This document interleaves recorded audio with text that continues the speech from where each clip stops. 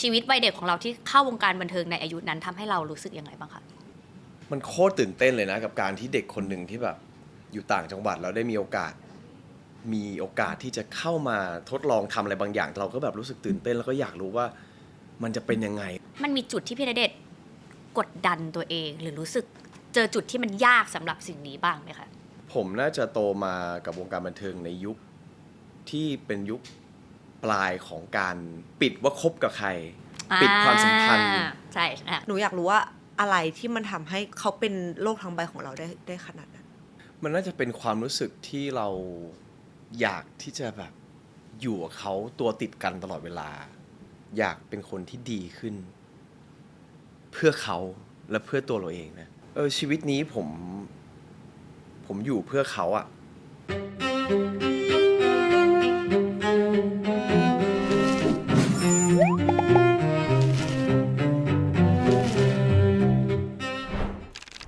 สวัสดีค่ะทุกคนยินดีต้อนรับสู่ Last Supper นะคะบอกเลยว่าแขกรับเชิญคนนี้เชื่อว่าเป็นหนึ่งในแขกที่ถ้าไปอ่านคอมเมนต์น่าจะอยากเจอมากที่สุดและ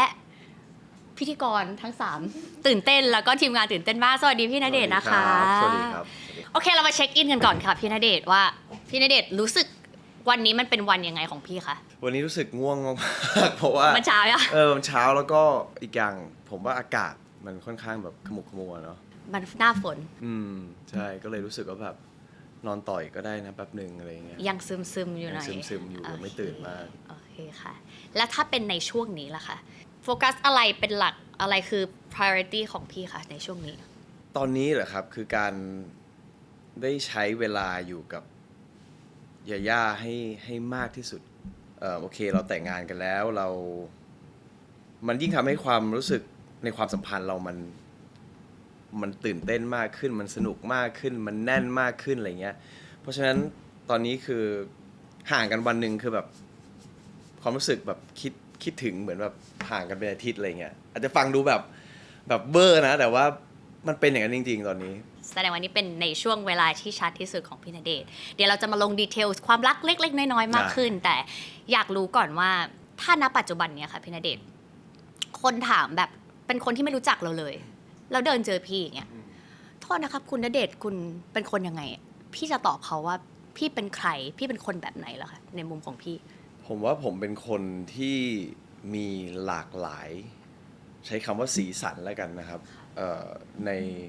ในชีวิตเพราะว่าบางทีก็ล่าเริง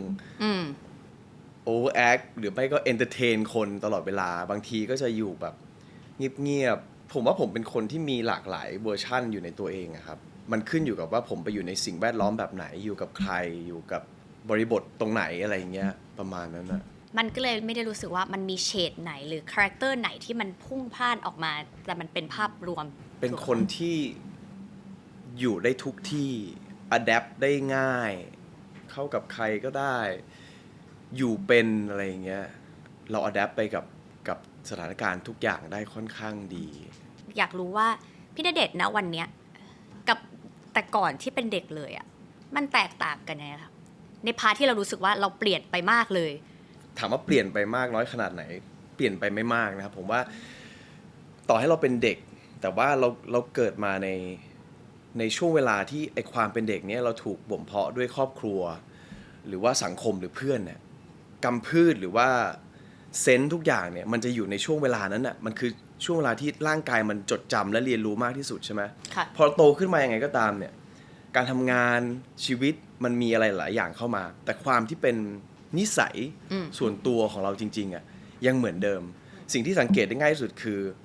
เป็นคนซุ่มซ่ามคือเวลากินข้าวกินอะไรเนี่ยทำช้อนตกช้อนหล่นอาหารตกเนี่ยซึ่งทุกวันนี้ยังเป็นอยู่คือมันมาตั้งแต่เด็กใช่โตแล้วก็มันก็ยังอยู่โอเคเหมือนเดิมทุกครั้งเลยอะไรเงี้ย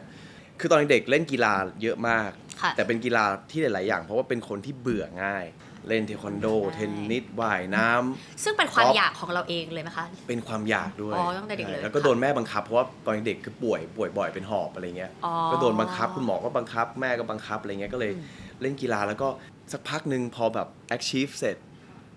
ได้ชัยชนะไม่ว่าจะได้ถ้วยหรือว่าได้ความรู้สึกก็ตามอะไรเงี้ยก็จะเริ่มแบบไม่ challenge ละ เป็น goal achiever แบบ โอเค รู้สึกอิ่มแล้วไปหาอย่างอื่นเล่นดีกว่าอะไรเงี้ยซึ่งทุกวันนี้ก็เป็นบวกกับว่าจะเป็นคนราศีธนูด้วยมั้งก็เลยเป็นคนที่ไม่ค่อยอยู่กับที่ได้เป็นนักเดินทางว่างั้นเถอะ โอเคแล้วถ้าเด็กๆเวลาคนถามว่าคุณน้องณเดชน์อยากเป็นอะไรครับ ตอนโตความฝันคืออะไรครับพี่มันมีนักแสดงอยู่ในนั้นไหมในตอน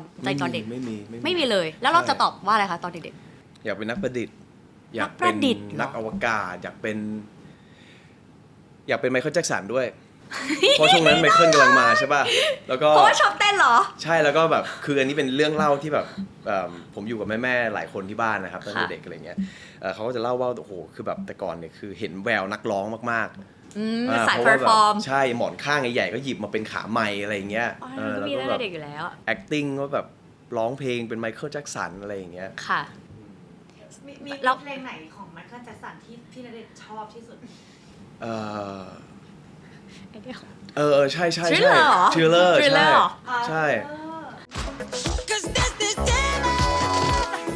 daylight night, and no one's gonna save you. โอเคแสดงว่าถ้าบอกก็จะเป็นในทิศทางนั้น งั้น พอมันเป็นพาร์ทว่าเรากำลังก้าวเข้าสู่วงการบันเทิงพี่ณเดชน์เข้าตอนอายุเท่าไหร่นะคะ 17 ก็ถือว่าเร็ว พอเราก้าวขาฝั่งหนึ่งซึ่งมันไม่ได้อยู่ มันอาจจะมีพาร์ทของการเห็นตัวเองเป็นศิลปินหรือว่าได้แต่พอมันก้าวเข้ามา มันรู้สึกยังไงบ้างนะตอนนั้นเรารู้สึกว่าชีวิตวัยเด็กของเราที่เข้าวงการบันเทิงในอายุนั้นทำให้เรารู้สึกยังไงบ้างคะ มันโคตรตื่นเต้นเลยนะกับการที่เด็กคนหนึ่งที่แบบอยู่ต่างจังหวัดแล้วได้มีโอกาสที่จะเข้ามาทดลองทำอะไรบางอย่างที่เราก็เคยเป็นคนดูมาก่อนอะดูการ์ตูนดูหนังมาก่อนใช่ไหมแล้ววันหนึ่งเรามีโอกาสที่จะได้เข้ามาเราก็แบบรู้สึกตื่นเต้นแล้วก็อยากรู้ว่ามันจะเป็นยังไงวะ อ๋อแสดงว่ามันไม่ได้ต่อต้านเนาะ เหมือนไมเคิลแจ็คสัน enjoy ตอนนั้นมันพร้อมที่จะออกมาแต่ตอนนี้แล้วอะ โอเค มันเหมือนกับว่าเราไม่ได้กลัวเราแบบเรารู้สึกว่าเราอยากที่จะลองทำดูอะไรเงี้ยแล้วก็พอทำไปสักพักหนึ่งเริ่มรู้สึกสนุกเริ่มจากงานเดินแบบถ่ายแบบก่อน แล้วก็เริ่มเล่นละครโทรทัศน์อะไรเงี้ยพอเริ่มสนุกปุ๊บพอได้เงินอีกก็ยิ่งรู้สึกตื่นเต้นอีกแล้วก็มีแรงที่จะแบบอยากที่จะทำต่อใช่ ทีนี้มันเหมือนกับพี่ณเดชน์ขับเคลื่อนด้วยความสนุก อยากรู้ว่ามันมีจุดที่พี่ณเดชน์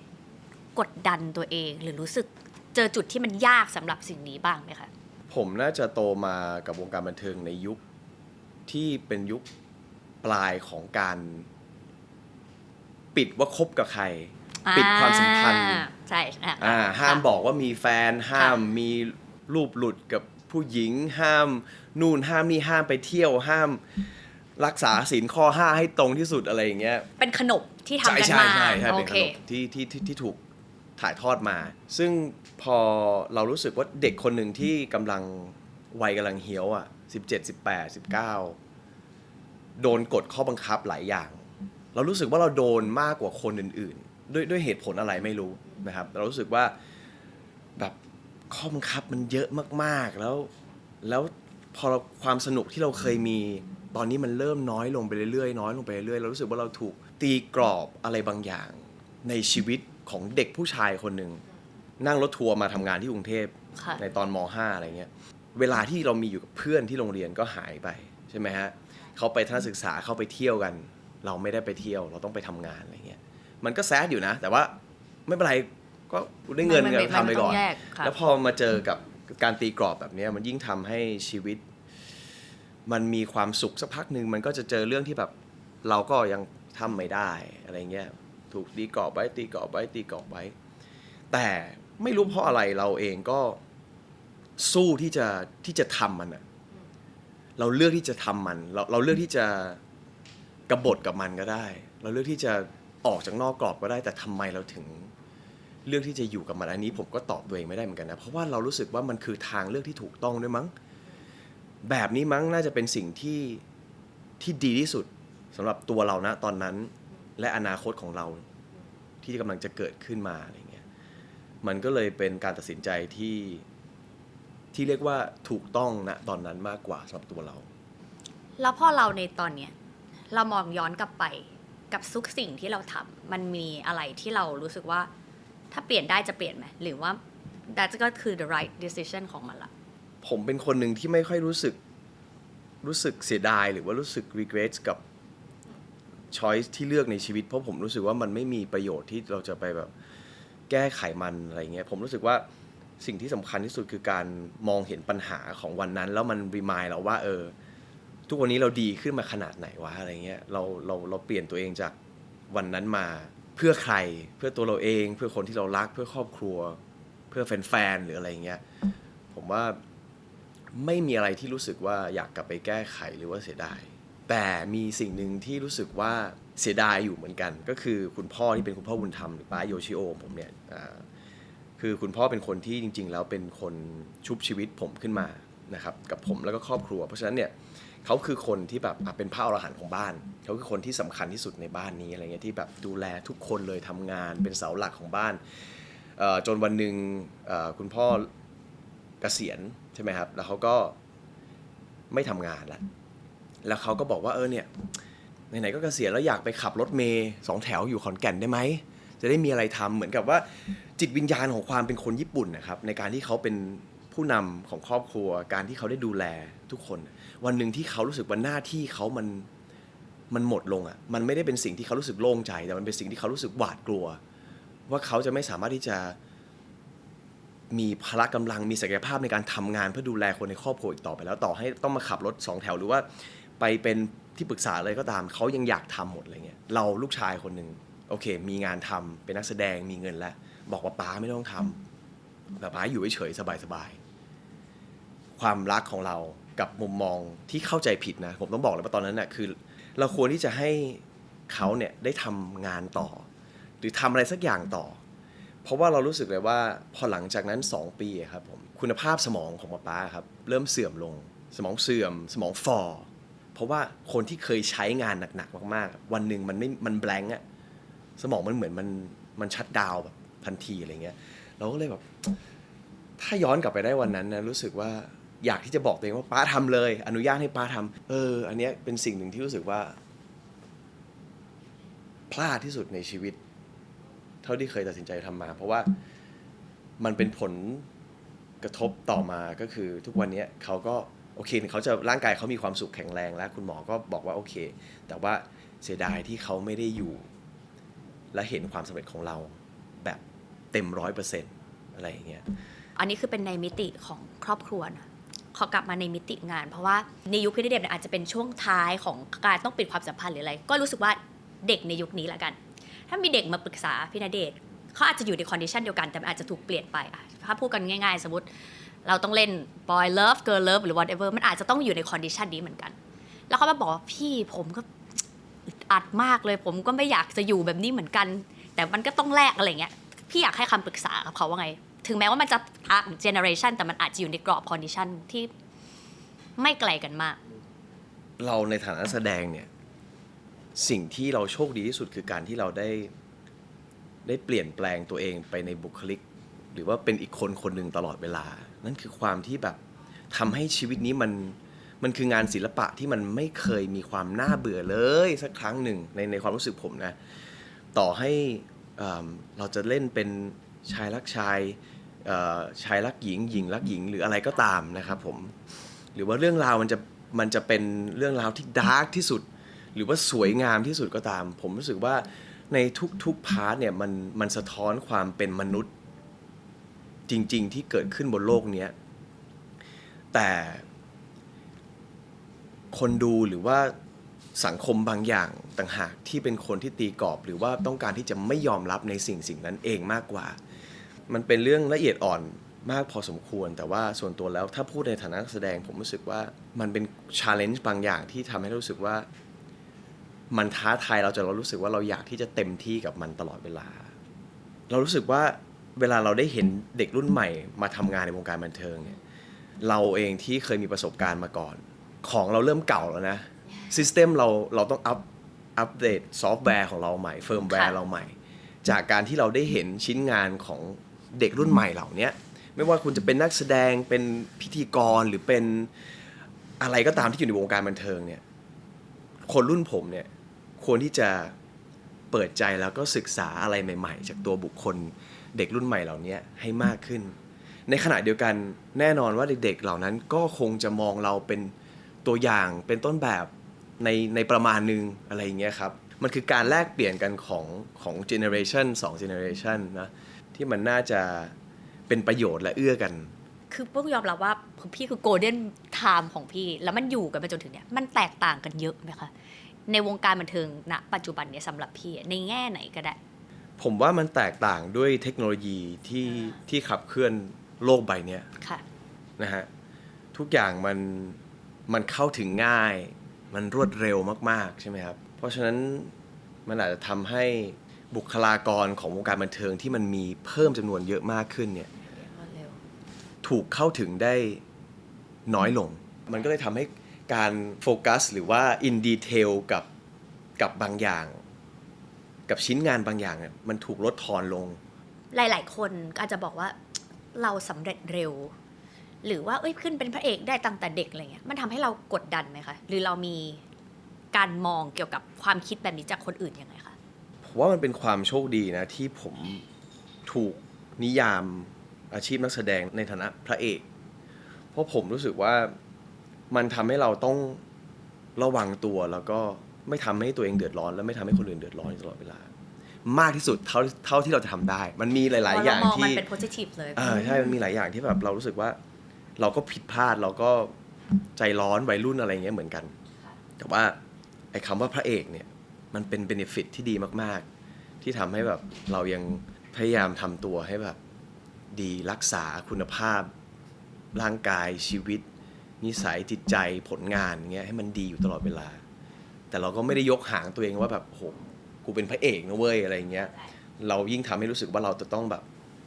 ลดทอน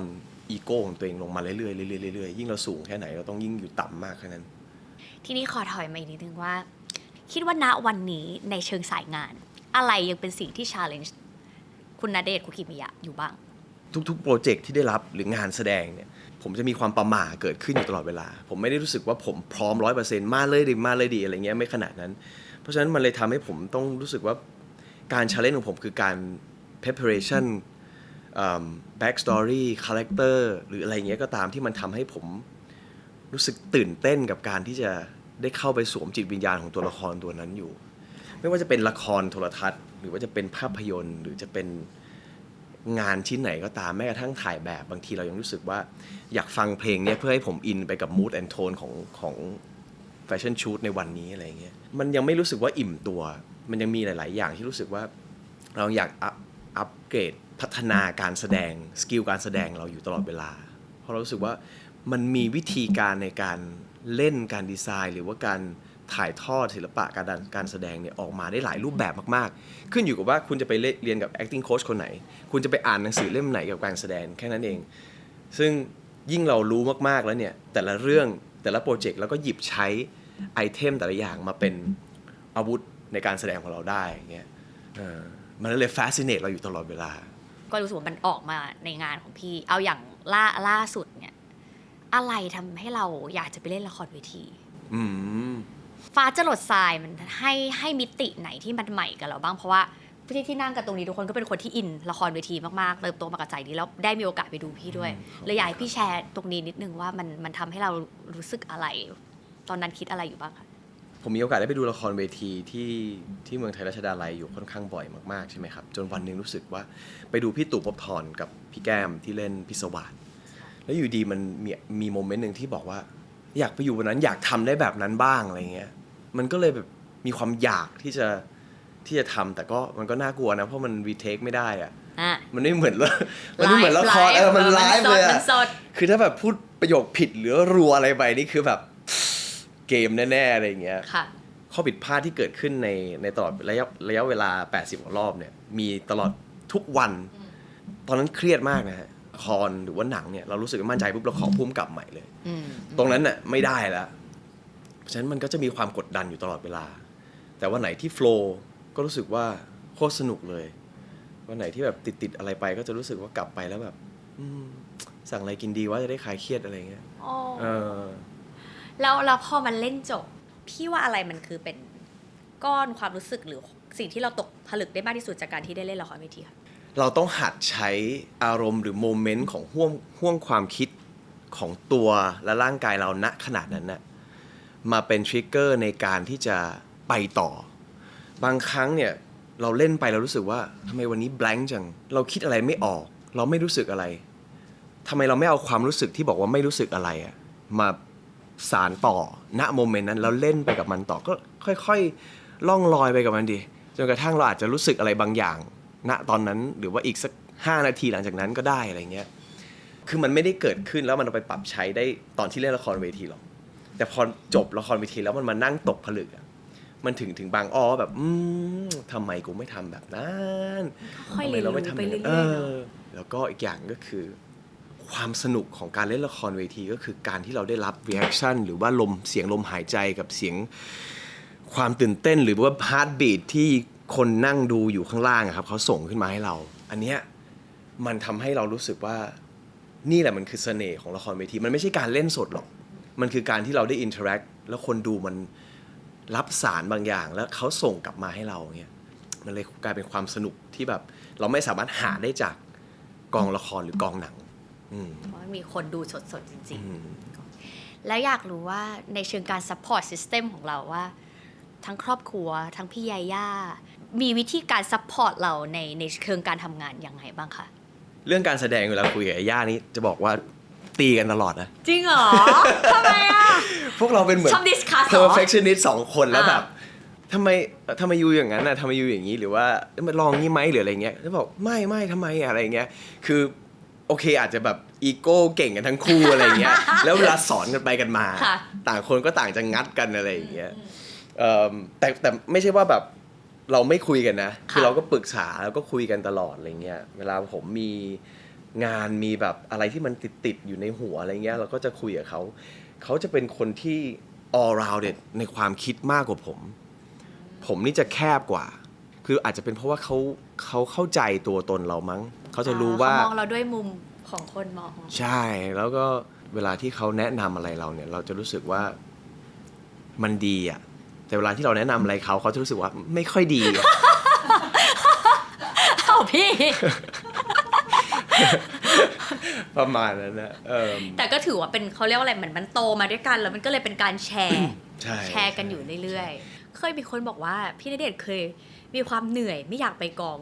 แต่พอนึกถึงพี่ยาย่าก็เลยทำให้อยากไปกองขึ้น อันนี้จริงไหมคะ จริงนะครับคือผมจีบกันมาตั้งแต่สมัยเล่นละครเรื่องที่2ใช่ไหมครับเราต้องไปถ่ายต่างจังหวัดตลอด ค่ะ ต้องนั่งรถตู้ออกจากออฟฟิศเนี่ยประมาณตี 4การที่ได้นั่งข้างๆเขาบนรถตู้แล้วเสียบหูฟังแล้วฟังเพลงกัน ค่ะพี่ มันแบบมันโคตรฟินเลยอ่ะคือจับมือยังไม่กล้าจับเลยอ่ะแต่แค่แบบเอาอะไรนะสายหูฟังอ่ะสมัยก่อนที่มันต้องเสียบยังเป็นออกอยู่เลยอ่ะแล้วก็เสียบอะไรเงี้ยแล้วฟังกันอ่ะมันเป็นความรู้สึกที่แบบยุคสมัยนี้มันไม่มีแล้วอะอะไรเงี้ยการที่เราได้นั่งข้างเขาตลอดการเดินทางไปกองแล้วก็เลิกกองเนี่ยมันเป็นอะไรที่แบบมีความสุขมากๆที่ได้ไปเจอเขาในทุกๆวันได้แบบอัปเดตชีวิตของตัวเราเองแล้วก็ทำให้เขาเห็นว่าเราอยากที่จะรู้จักแล้วก็อยู่ใกล้เขามากขนาดไหนเนี่ยมันเป็นสิ่งที่แบบเราต้องทำแต้มนะตอนนั้น มันก็เลยมีไฟมีแรง ใช่ ที่จะไปกอง ทีนี้ขอแค่ชิฟใหม่นิดนึงก่อนที่จะไปในเมนคอร์สนะคะ ครับ ว่าพอเราใช้ชีวิตมาจนถึงตอนเนี้ยแล้วก็เพิ่งแต่งงานไปด้วย ในมิติของครอบครัวค่ะ พี่ณเดชน์คืออยากมีลูกไหม แล้วเป็นคนที่ถ้าอยากมีเราคิดว่าเราเป็นพ่อแบบไหนคะ อยากมีเยอะๆ อยากมีเยอะๆอยากมีแบบ ชอบเด็กเหรอคะ ผมว่าผมชอบเด็กถ้าเด็กเหล่านั้นได้ถูกเลี้ยงดูโดยผม โอเค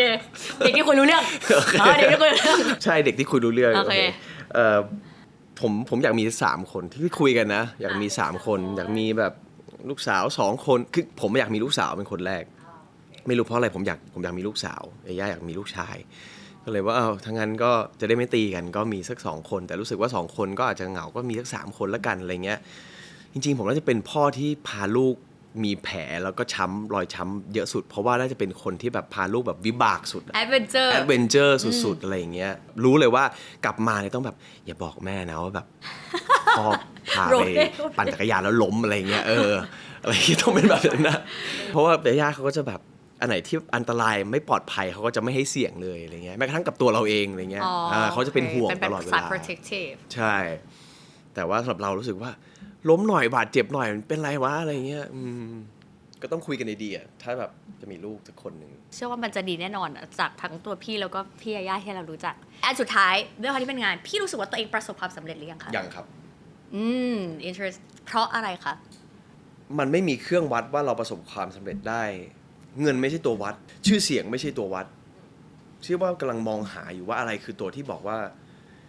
ชีวิตนี้คุ้มค่าแล้วที่เกิดมาอะไรเงี้ยผมว่าอันนั้นน่าจะเป็นตัววัดว่ามันคือความแบบ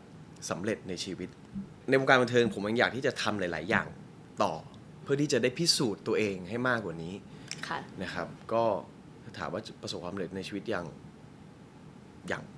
งั้นเดี๋ยวเรามาดูกันว่าความสำเร็จของพี่ณเดชน์แล้วก็ความหมายของชีวิตคืออะไร เดี๋ยวไปเจอที่เมนคอร์สค่ะ มาต่อกันที่เมนคอร์สค่ะ เมนูที่พี่แบร์เลือกก็คือ เนื้อแดดเดียวข้าวเหนียว แล้วก็แกงอ่อมหมู ถูกไหมคะทำไมถึงเป็นเมนูนี้ มันคือเมนูที่เป็นเมนูอีสานใช่ไหมครับแล้วก็ผมจำได้ว่าตอนเด็กเนี่ยคือนี่น่าจะเป็นเมนูที่กินบ่อยที่สุดก่อนไปโรงเรียนทุกๆเช้า กินกับข้าวเหนียวแล้วก็ชอบเอาข้าวเหนียวแบบไปจุ่มน้ำแล้วก็ช้อนตักกินเหมือนเป็นข้าวต้มอะไรเงี้ย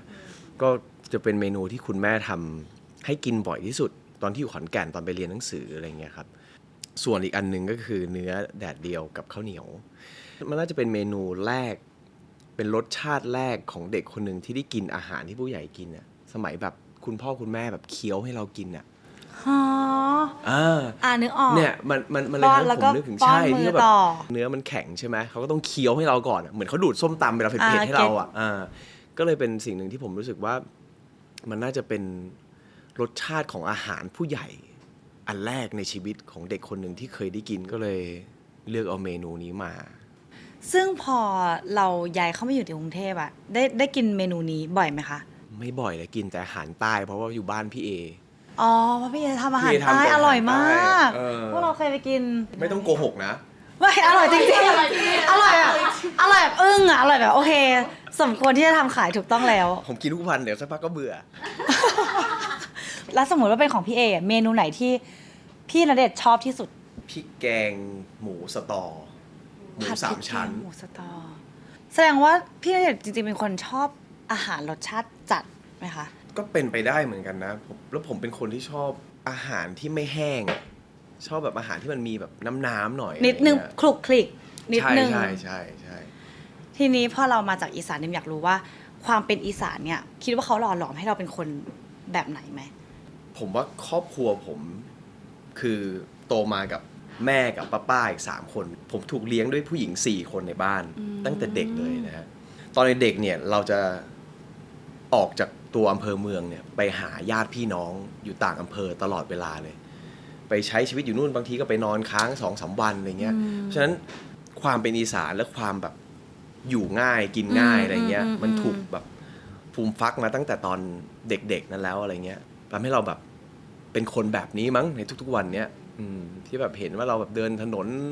เข้าถึงได้ง่าย ติดดินใช้ชีวิตง่ายๆอะไรเงี้ย มันเป็นความแบบอบอุ่นมันเป็นมวลของความต่างจังหวัดอะเนาะเพราะว่า ใช่ จริงๆจิมก็โตมาแบบนั้นเหมือนกัน เราจะแบบว่ามีความง่ายอะไรบางอย่าง ทีนี้กลับมาสู่เมนคอร์ส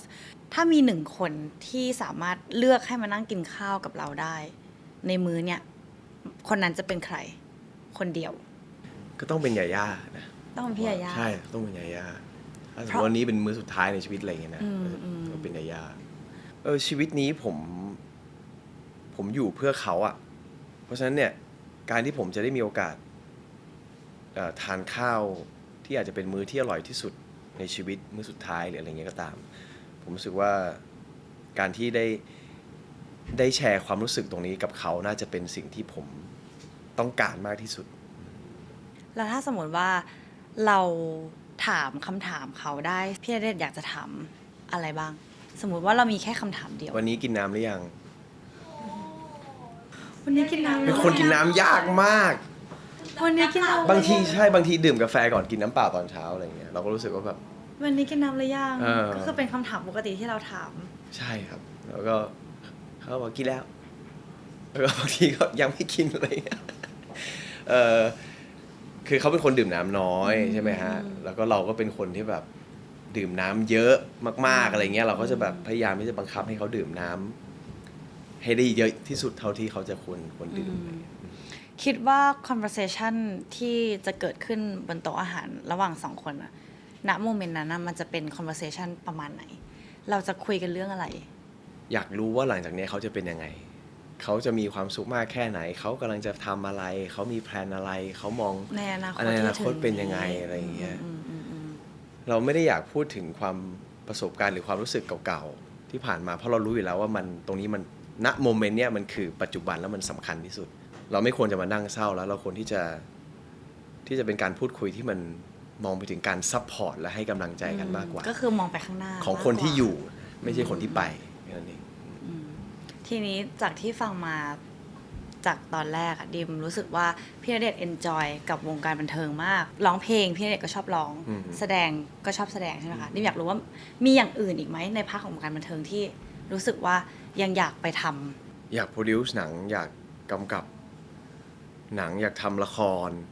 อยากเป็นผู้จัด อยากเป็นผู้จัดเหรอ อยากใช้ตังค์อะไร อ เงี้ ยากใช้ตังค์อยากให้ ตังค์คนอื่น เรา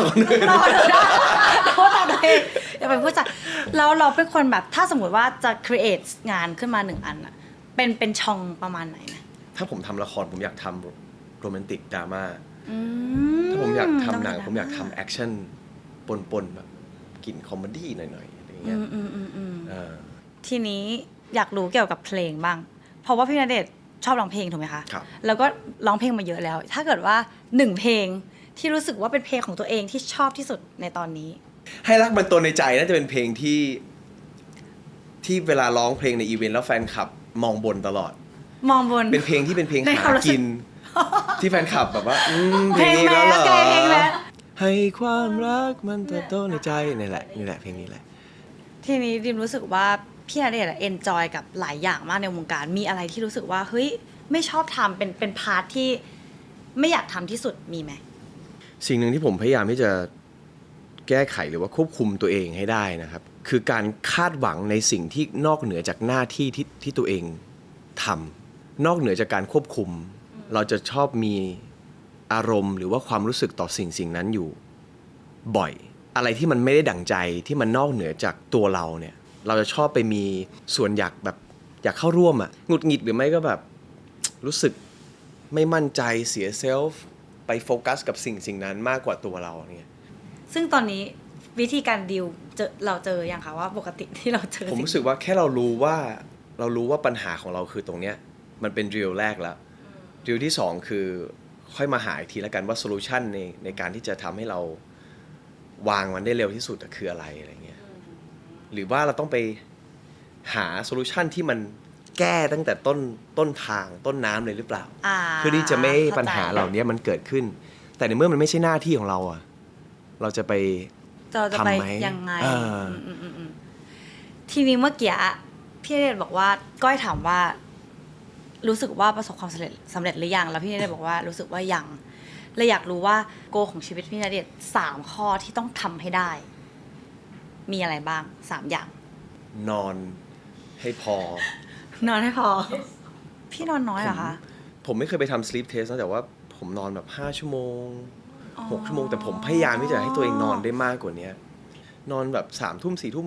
ตี 4 ตี 5ก็ตื่นเองเงี้ยแล้วพอตื่นมาเข้าห้องน้ำหรือตื่นอะไรเงี้ยมันจะรู้สึกว่าแบบไม่หลับแล้วอะไรเงี้ยมันรู้สึกเหมือนร่างกายมันอยากที่จะออกไปทำอะไรบางอย่างแล้วอะไรเงี้ยเป็นท็อปิกของครอบครัวเหมือนกันว่าแบบเธอต้องนอนให้พอนะอะไรเงี้ยแบบเธอต้องนอนให้แบบพยายามนอนให้มากกว่านี้อะไรเงี้ย ซึ่งพี่ยาย่านอน เขานอนพอแต่ความรู้สึก เขา เขา ไม่ ไม่ เป พ รี อย บเทียบกันไงเพราะว่าเขาตื่นเร็วไงนึกออกปะ เขานอนได้แบบวันละแบบ7 ชั่วโมง 8 ชั่วโมงอะไรเงี้ยอย่างที่2เป็นการที่ผมได้มาเป็นโปรดิวเซอร์หรือว่าเป็นผู้กำกับ หรือว่าแสดงในโปรเจกต์ที่ตัวเองเป็นคน create เริ่มต้นเองใช่ รอ นี่ ดู เป็นสิ่ง ค่ะ ที่แบบเป็นโกที่แบบสักครั้งในชีวิตก่อนตายอยากทำ อยากทำวางไทม์ไลน์ไหมว่า ไม่เกินอายุเท่านี้หรอกเราจะทำให้ได้ หรือว่าจริง ๆ แล้ว ก็คือเป็นแค่อย่างหนึ่งแล้วจะเกิด ปีหน้าเนี่ยครับ ปีหน้า ปีหน้าต้องทำ ก็ส่วนมาก พยายามบอกตัวเองว่าแบบคือถ้าเราไม่เริ่มจับปากกาคือมันก็ไม่มีทางเกิดขึ้นอยู่ดีอะไรเงี้ย ก็ลงมือทำรอดูค่ะ ขอบคุณครับ สุดท้าย สุดท้าย ข้อที่ แม้กระทั่งอายุ 50 ยังอยากที่จะดูแลสุขภาพร่างกาย body shape ตัวเองให้แบบดีที่สุดเท่าที่จะทำได้ ยังอยากพอที่จะมี six pack ในวัย 50 up อยู่ คือจะไม่มีทางทิ้งความทุกข์ทรมานที่ผ่านมา 3 ปี 4 ปี 3ทุก กว่าจะได้แบบสิ่งนี้มาอะไรเงี้ย แล้วมันเป็นสิ่งที่เราต้องเมนเทน ใช่เพราะว่าเราก็เป็นนักแสดงด้วยมั้งผมว่า แต่ว่าถ้ามันมีบทบาทใดบทบาทหนึ่งที่ทำให้เราต้องเปลี่ยนร่างกายนี้เราก็ยินดี แต่ว่าเราก็จะเอามันกลับมาให้ ให้ เป็น ได้ แบบ อ ที่ ยู่ เรา ดี ชื่นชอบอยู่ดีอะไรเงี้ย ทีนี้สุดท้ายของเซสชันนี้ ครับ คือพี่ณเดชน์อะเป็นเขาเรียกว่าเป็นไอดอลซูเปอร์สตาร์เอาเรื่องจริงสำหรับหนูด้วยแล้วก็สำหรับนั่นแหละประเทศเรารู้สึกว่าคนหลายคนอาจจะแบบมองว่าพี่เป็นไอดอลแล้วก็อยากจะแบบว่าเป็นนักแสดงที่มีชื่อเสียงแบบนี้อะไรเงี้ยแล้วเขามีความฝันเป็นแบบนี้ แต่ว่าเขายังไม่สามารถทำได้ อยากจะบอกเขาว่าอะไรบ้างคะ ผมเชื่อว่าความฝันของทุกคนนะครับ ฝันเป็นอะไรก็ได้ ฝันอยากเป็นนักแสดง อยากจะเป็นทำงานอะไรก็ได้ในวงการบันเทิงครับ คือขอให้คุณมีแค่ความฝันนะผมเชื่อว่ามันจะเป็นแรงผลักดันให้เราได้กล้าที่จะออกมาทำอะไรบางอย่าง หรือว่าออกมาแคสติ้งออกมาสร้างชิ้นงานมาเป็นยูทูบเบอร์อินฟลูเอนเซอร์แล้วก็ผลักดันตัวเองเข้ามาอยู่ในวงการบันเทิงอะไรเงี้ยหัดที่จะแบบลองเปิดอะไรหลากหลายเข้ามาในชีวิตอะไรเงี้ยแล้วเมื่อไหร่ที่ความฝันเนี้ยมันเป็นรูปธรรมอะครับแล้วมันมีคนมองเห็นคุณค่าของเรา ไม่ช้าก็เร็วจะต้องมีคนให้โอกาสเรา แต่ถ้าในเมื่อเราไม่อยากที่จะรอโอกาสของคนอื่นที่จะมาหยิบยื่นให้เรา เราก็ต้องสร้างโอกาสให้กับตัวเอง ด้วยอะไรก็ตามที่เรามี ผมจะบอกว่ายุคสมัยนี้ง่ายกว่ายุคสมัยก่อน ง่ายกว่า ใช่ กับการที่เราได้มาเป็นที่รู้จัก หรือเป็นนักแสดง สมัยก่อนต้องแบบว่ามีรอแมวมองมาดึงไป ใช่ต้องไปเดินสยาม โม เดินพารากอน อะไรอย่าง เงี้ นั้ ย น จะมีคน เขา มา จะได้ ขอ แบบ เบอร์ สมัยนี้คือมีเครื่องมืออุปกรณ์แล้ว ใช่ ถ้าฉะนั้นก็ต้องลงมือทำ ก็เป็นกำลังใจให้กับแบบน้องๆ หรือว่าใครหลายคนที่แบบอยากจะเป็นนักแสดง ก็ใครที่แบบมีลูกมีหลานแบบมาเต้นกินลำกินในยุคสมัยเนี้ยอย่าลืมว่ามันเป็นสิ่งที่หาเลี้ยงชีวิตของเขาและครอบครัวได้แล้วอะไรเงี้ยถ้ารู้สึกว่าเห็นวี่แววของลูกหลานหรือว่าแม้กระทั่งน้องๆที่แบบรู้สึกว่ามีแค่แบบเสี้ยววิเดียวที่รู้สึกว่าอยากเป็นนักแสดงอ่ะผมว่าต้องมาลองทำดูเราจะรู้สึกว่ามันใช่หรือเปล่า agree ค่ะ ชัดเจนสำหรับเซสชันนี้จบแล้วค่ะ เดี๋ยวไปเจอกันเซสชันนี้ ก็มาถึง last course แล้วค่ะพี่แหว ครั น บ เหนื่อยยังคะพี่ ไม่เหนื่อยครับได้แอบกินมาแล้วชิ้นหนึ่งแฮปปี้ โอ แล้ว เคค่ะ จริงๆ ก่อนที่จะเข้าสู่เซสชั่นสุดท้ายตี้มีคำถามหนึ่งที่แบบเหมือนพอฟังเรื่องราวของพี่แบร์แล้วรู้สึกว่าอยากถามประเด็นนี้เป็นพิเศษคือ เคยมีคนบอกว่าเพื่อนทำงานอ่ะจะไม่มีวันเป็นเพื่อนในชีวิตจริง พี่คิดยังไงอะคำนี้คะ ผมว่าไม่เกี่ยวนะจริงๆแล้วเพื่อนทำงานกลายเป็นเพื่อนแบบที่ดีที่สุดในชีวิตก็มีนะครับผมมียาย่ามีคิมเบอรรี่มีพี่หมากที่เป็นเพื่อนที่เริ่มจากการทำงานด้วยกันนะจนผมได้ยาย่ามาเป็นภรรยาได้พี่หมากมาเป็นเพื่อนผู้ชายในวงการบันเทิงที่สนิทที่สุดเป็นพี่ชายคนหนึ่งที่เรารักและเคารพที่สุดอะไรเงี้ย พี่ว่าคีย์อะไรคือการที่จะทำให้คนเราได้มิตรภาพที่จริงใจหรือที่ดีกลับมา การที่เรารู้สึกว่าคนนี้เราอยากให้มากกว่าเราอยากจะต้องการอะไรบางอย่างจากเขาผมรู้สึกนั้นน่าจะเป็นสิ่งที่แบบทำให้เคลียร์ที่สุดว่าคนนี้คือเราอยากเป็นเพื่อนกับเขาเราอยากที่จะมีเขาไปตลอดอะไรเงี้ยแต่ถ้าเราต้องการผลประโยชน์ของอีกฝ่ายอันนั้นเป็นเรื่องของธุรกิจแล้วผมรู้สึกว่า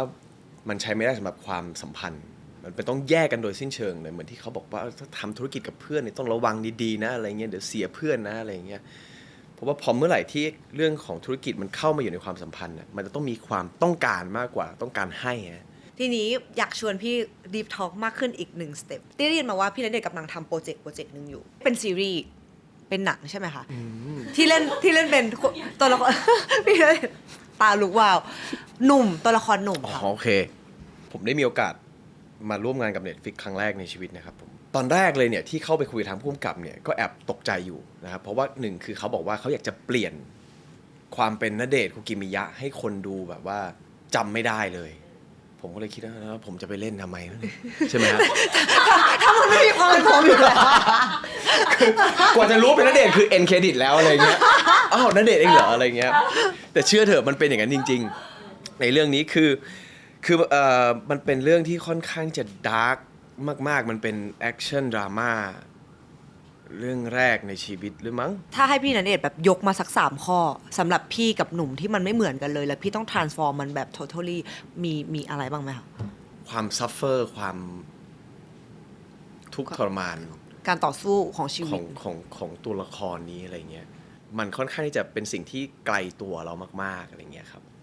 เขาเป็นนักทวงหนี้เป็นมือปืนเป็นนักเลงนะครับเป็นนักฆ่าอะไรเงี้ยแล้วมันก็เป็นสิ่งที่ไกลตัวเรามากๆเลยอะไรเงี้ยแล้วก็เขาติดคุกอยู่นานมากพอสมควรแล้วก็ร่างกายของเขามันก็ไม่ได้มีเวลาไปเข้าฟิตเนสอะเนาะ ไอ้ณเดชน์ตอนนั้นก็คือเพิ่งถ่ายพี่ยักษ์อยู่อะไรเงี้ยแล้วตัวก็แบบล้ำๆแบบกำลังใหญ่ๆเลยอะไรเงี้ยก็ต้องแบบสร้างความเชื่อมั่นให้กับคนดูและทีมงานว่าแบบโอเค เราเป็นคน เราจะ นี้ ต้องเป็นหนุ่มให้ได้อะไรเงี้ยก็ต้องลดน้ำหนักรีดน้ำหนักตัดน้ำช่วงถ่ายคุมอาหารออกกำลังกายแบบ เพื่อให้มันแห้งหรือเปล่าคะ ใช่ครับใช่ก็ลดลงมาแบบเกือบ10 โลนะแต่อีกอย่างหนึ่งอ่ะเรารู้สึกว่าการที่เราได้ทำ body transformation น่ะมันเป็น challenge ที่มันรู้สึกว่ามันท้าทายตัวเรามันก็เลยทำให้เรารู้สึกว่าโปรเจกต์เนี้ยมันต้องทำแบบนี้แหละถูกต้องแล้วอะไรเงี้ยเพื่อที่จะให้คนดูรู้สึกว่าเชื่อว่ามันไม่ใช่ณเดชน์นะอะไรเงี้ยหนุ่มเนี่ยเป็นนักทวงหนี้ใช่ไหมครับแล้วก็ซวยนะครับติดคุกออกมาอยากจะเปลี่ยนตัวเองทำตัวเองให้เป็นคนดีขึ้นก็ไปหาอาชีพสุจริตทำปรากฏว่ามันมีบางอย่างที่ทำให้ไอ้หนุ่มจะต้องกลับไปอยู่ในวงโคจรเดิมไปอยู่ในสังคมเดิมที่ตัวเองเคยอยู่อะไรเงี้ยเพื่อที่จะแก้ไขความผิดบางอย่างของตัวเองล้างบาปให้กับตัวเอง พี่ณเดชน์ define ตัวเองว่าพี่เป็นใครในโลกใบนี้เช่นว่าเป็นแบบเป็น lover เป็น dreamer เป็น explorer ผมว่า dreamer น่าจะใกล้เคียงสิ่งที่เป็นสุดแล้วเพราะว่าเป็นคนที่มีอะไรอยู่ในหัวแบบที่อยากจะทำที่แบบเห็นอะไรเงี้ยอยู่ตลอดเวลาโปรเจกต์ประมาณแบบ20 อย่างเป็น ADHD มั้งหรือว่าเป็นโรคสมาธิสั้นหรืออะไรก็ตามเนี้ยคือทำอันนี้อยู่ดีไอเดียนี้ก็โผล่มาแล้วก็ไปทำไอเดียนี้อะไรเงี้ยแล้วก็กลับมาทำไอเดียนี้คือมีความฝันเยอะมากอยากไปนู่นอยากไปนี่อยากทำอย่างนั้นอยากทำอย่างนี้อยากเล่นอย่างนั้นอยากเล่นอย่างนี้อยากแสดงแบบนั้นอยากไปแข่งกีฬานั้นแข่งกีฬานี้อะไรเงี้ยน่าจะเป็น dreamer วันหนึ่งเดี๋ยวคนเรามันก็ต้องหายไปแล้วพี่อยากถูกจดจำแบบไหน อยากให้คนพูดถึงณเดชน์คุกิมิยะ แล้วเขานึกถึงอะไร เป็นพิเศษไหมคะ แค่ได้มีผลงาน ให้ทุกคนได้ชื่นชม ก็รู้สึกว่าพอแล้วอะเราไม่ได้อยากให้คนจดจำอะไรเรา นอกจากคนที่เรารักอะเราอยากให้เขาแน่นอนว่าเราอยากให้เขาจดจำเราอะไรเงี้ยแต่ถามว่าในฐานะนักแสดงผมก็รู้สึกว่าวันหนึ่งเราก็เป็นนักแสดงที่เหมือนแบบเวลาเราเก็บวิดีโอเทปไว้บนฝาผนังอะมันก็จะเป็นแบบอยู่ในแคตตากรีคัสเซ็ตตรงนั้นอยู่อะไรเงี้ยซึ่งผมก็ไม่ได้รู้สึกว่าแบบเราจะโดดเด่นหรือว่าจะยิ่งใหญ่ไปกว่าใครอะไรเงี้ยเราแค่เป็นส่วนหนึ่งของเมื่อวานนี้ของวงการบันเทิงแค่นั้นเองอะไรเงี้ย พี่ณเดชน์คะสมมตินะว่าเราอยู่ดีๆข่าวประกาศอีก3 เดือนโลกจะแตก โลกใบนี้จะสลายหายไปแล้ว พี่ว่าพี่อยากใช้ชีวิตแบบไหนใน3 เดือนที่เหลือหลังจากนี้ มีเวลากี่เดือนนะ 3 เดือน มีเวลา3 เดือน หนูให้หนูขอเดือนหนูขอเดือนเดียวหนูขอเดือนเดียวหนูขอบีบเวลาให้มันintense ขึ้น only 1 month what you gonna do โอเค ใช้เวลาประมาณ 1-2 วันในการวางแผนว่าจะไปเที่ยวที่ไหนบ้างนะครับอยากจะไปแบบ explore อิตาลีทั้งหมดสมมตินะแต่ว่าอาจจะเลือกแค่พาร์ทหนึ่งเพราะว่าเราก็ไม่ได้อยากแค่ไปประเทศเดียวอะไรเงี้ยเราก็จะต้องวางแผนซื้อตั๋วเครื่องบินนี่จองที่พักนู่นนี่แล้วก็อาจจะไปอิตาลีไปเซาท์แอฟริกาไปฟาโรไอแลนด์อะไรเงี้ยเราไม่เคยไปอะไรเงี้ยมันมีหลายอย่างที่เราอยากจะทำใช่ไหมแต่ว่าถ้าสมมติว่า3 อาทิตย์กับการได้ไปเที่ยวรอบโลกให้ได้มากที่สุด ก็คุ้มค่าแล้ว แล้วก็เหลืออีกโอเคนี่หมดเลยว่า ใช่ เหลืออาทิตย์สุดท้ายแล้วพี่ณเดชน์ 3 อาทิตย์เราแบบเที่ยวแบบสุดเหวี่ยงวัน last week ทำอะไรดีคะ วีคสุดท้ายผมเป็นคนชอบทะเลมากๆผมน่าจะไปอยู่ทะเลที่ไหนสักแห่งในเมืองไทย แล้วก็จะนั่งอยู่ริมชายหาด ตื่นเช้ามาก็ลงน้ำเล่น สั่งค็อกเทลมากิน แต่ผมแน่นอนว่าผมอยากให้มียาย่าอยู่ข้างๆผมอยู่ด้วยนะครับผมก็จะอยู่งั้นนะครับจนกระทั่งเข้านอนในวันสุดท้ายอะไรเงี้ย คำว่า the love of my life อะมันถูกพูดถึงบ่อยมากแล้วที่ก็รู้สึกว่าพี่สองคนเป็นสองคนที่ทำให้เรารู้สึกเชื่อถึงสิ่งนั้นจริงๆนะทั้งสองคนเป็น the love of life ของกันและกันอะไรเงี้ยหนูอยากรู้ว่าอะไรที่มันทำให้เขาเป็นโลกทั้งใบของเราได้ขนาดนั้น มันน่าจะเป็นความรู้สึกที่เราอยากที่จะแบบอยู่กับเขาตัวติดกันตลอดเวลา ผมนอนแย่มากนะถ้าไม่มีเขานอนข้างๆต่อให้ผมจะกลนหลับก่อนเขาก็ตามอะไรเงี้ยแต่ว่าผมรู้สึกว่าผมหลับได้ดีกว่าเมื่อแบบมีคอนเนคชันกับเขาอยู่ข้างๆอะไรเงี้ยเรามีความชอบอะไรเหมือนกันดูหนังชองคล้ายๆกันชอบไปเดินป่าชอบออกกำลังกายชอบแอคทิวิตี้เหมือนกันชอบทะเลเหมือนกันชอบซันเซ็ตชอบซันไรส์เราโตมาอยู่ในสิ่งแวดล้อมเดียวกันด้วยมั้งอะไรเงี้ยครับทำให้เราเข้าอกเข้าใจชีวิตของกันและกันอีกอย่างหนึ่งที่ผมรู้สึกว่าเขาคือ love of my life ก็คือเขาเป็นคนที่ทำให้ผมอยากเป็นคนที่ดีขึ้นเพื่อเขาและเพื่อตัวเราเองนะแต่มันจะมีสักกี่คนที่ทำให้รู้สึกว่าเราอยากที่จะเปลี่ยนตัวเองเพื่อใครบางคนนะเราอยากเปลี่ยนตัวเองเพื่อตัวเราเองต่างหากใช่ไหมแต่ว่ามีแค่ผู้หญิงคนเนี้ยคนเดียวที่เรารู้สึกว่าเราอยากที่จะรักษาเขาไว้ให้นานที่สุดเท่าที่จะทำได้ในชีวิตนี้ฉะนั้นเราก็ยอมเปลี่ยนแปลงให้ตัวเองดีขึ้นเพื่อที่เราจะได้มีเขาอยู่กับเราตลอดไปอะไรเงี้ยผมว่ามันก็น่าจะชัดเจนที่สุดแล้วว่าทำไมเขาถึงเป็น love of my life อะไรเงี้ยสมมติจินตนาการนะว่าโลกมันกำลังจะปุ้งนะพี่อยู่ตรงซับเซตตรงนั้นด้วยกัน2 คนมีแค่1 ประโยคที่พี่จะพูดกับเขามันจะเป็นประโยคประมาณไหนคะ จริงๆผมรู้ว่า2 คนจะไม่พูดเราจะแค่มองหน้ากันแต่ว่าถ้าสมมุติว่าต้องพูดก็จะบอกว่า see you in the next life แค่นั้นเองมีคนหนึ่งมีเมสเซจมาถึงพี่ณเดชน์เช่นเดียวกันค่ะเป็นคลิปเสียงสั้นๆค่ะจากบุคคลสำคัญคนหนึ่ง สวัสดีค่ะนะคะ เป็นผู้จัดการน้องณเดชน์นะคะ ก็ถ้าจะให้พูดอะไรถึงณเดชน์นะคะ ก็อยากจะบอกว่าดีใจมากๆค่ะที่ได้มาเป็นผู้จัดการส่วนตัวให้กับนักแสดงคนนี้ ก็ณเดชน์คูกิมิยะใครๆก็รู้จักอยู่แล้วว่าเขาคือใครและเขา